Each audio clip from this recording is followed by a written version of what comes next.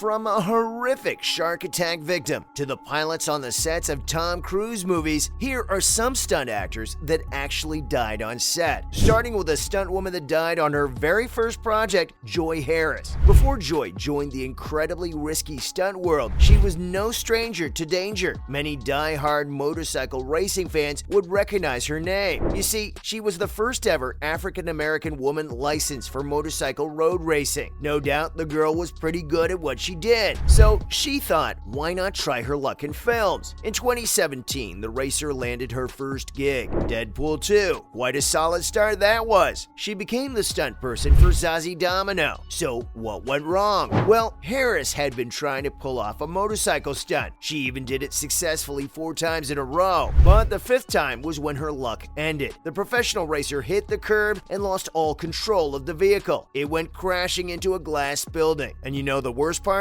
Joy wasn't wearing a helmet when it all happened. Even though medics immediately arrived to treat her, it was far too late for that. The extraordinary woman was pronounced dead. The Deadpool 2 crew, including Ryan Reynolds, posted a tribute for her. Even 20th Century Fox released a statement. Still, they were held accountable. A report from Workspace BC confirmed their lack of risk assessment. Fox producers were fined around $300,000. Many said maybe if she was wearing proper safety headgear, she would have lived to conquer the stunt world. Then again, even the most experienced performers can get unlucky. Like this next one, who was a former Navy SEAL. XXX became the last film for Harry O'Connor. In 2002, Vin Diesel's action film set in Prague saw a dark day. A paragliding stunt was being performed that day by a super experienced and very well-trained skydiver, Harry. He'd been in the industry for quite some time. And that stunt, he did it on the first try, no problem. But you know, sometimes they need a better take. That's what happened. O'Connor was going for a second attempt when he smashed into a bridge pillar. This hit was so deadly, the stunt performer's neck broke midair. Oh Lord. He was just 45 years old at the time. The entire team was devastated by the accident. And who wouldn't be? Director Rob Cohen also talked about it in a commentary track. He said everyone knows the dangers of a stunt. While most of the time it's all good, that one time, unfortunately, it isn't. 500 stuntmen were involved in this movie. They all went by without a scratch, except for this unfortunate soul. Rob still used Harry's first successful attempt in the movie as a tribute to him. At least they were respectful about it, because this next actor's death was literally dragged for film promotions. Jose Marcos' shark attack was way too gruesome. Despite that, it was treated so harshly it hurts. Would you believe it if I told you the movie actually changed its name to Shark after it? Yep, originally the 1969 film was called Kane. So what happened? Well, poor Jose was filming a scene with a sedated shark, but that beast wasn't what he should have been worried about. His attacker was another great white, and this shark was out for blood. It managed to break the protective nets, entered the area where the filming was happening, and mauled the stuntman to death. To horrify you even more, you can still see the real-life attack in the film. The producers insisted on including it, promoting the movie with a magazine photo of the attack and taglines like, "A realistic film became too real." When director Samuel Fuller discovered this cruel attempt, he fought to get his name removed from the film, because how insensitive can they be? Actually marketing a man's death. All in all, it attracted a lot of media attention, just like this notorious incident on the first Top Gun sets. It was when Art Scholl crashed and was never found. Arthur Everett Scholl was a big name in Hollywood. Still, I'd say his death made him more well-known than his life ever did. Now that's quite sad. Even more so because he was a man of many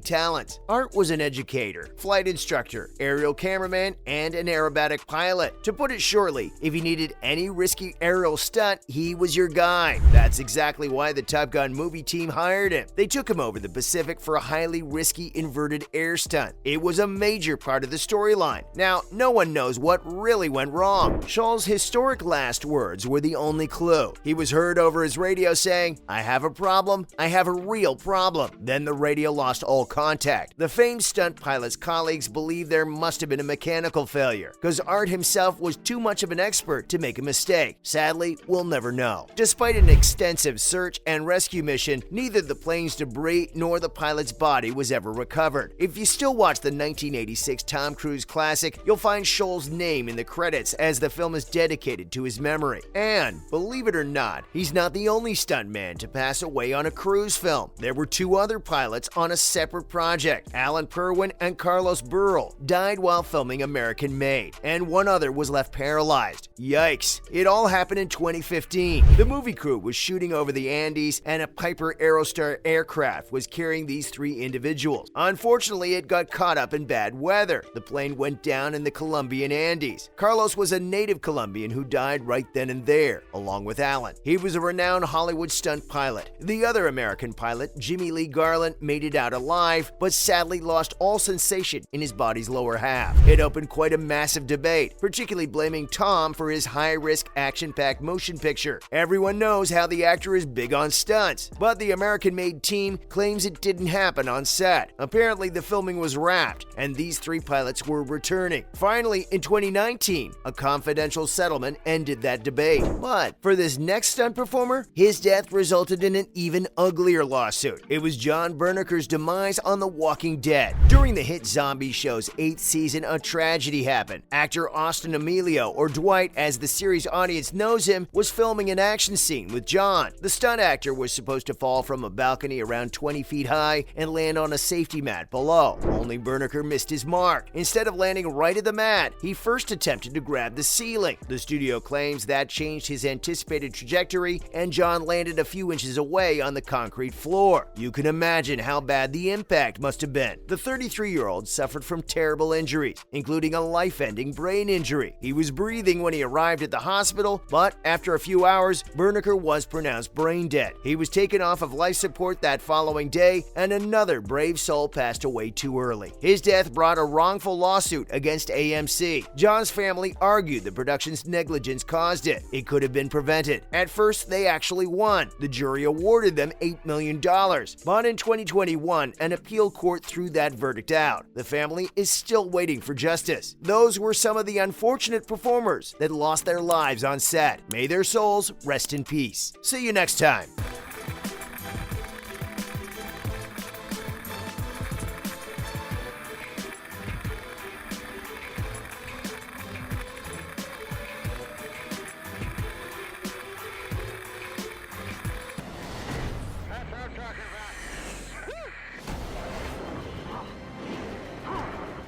Watch your back, Phoenix. We gotta move, Coyote. Who are your friends? Pay back. Fanboy. What do they call you?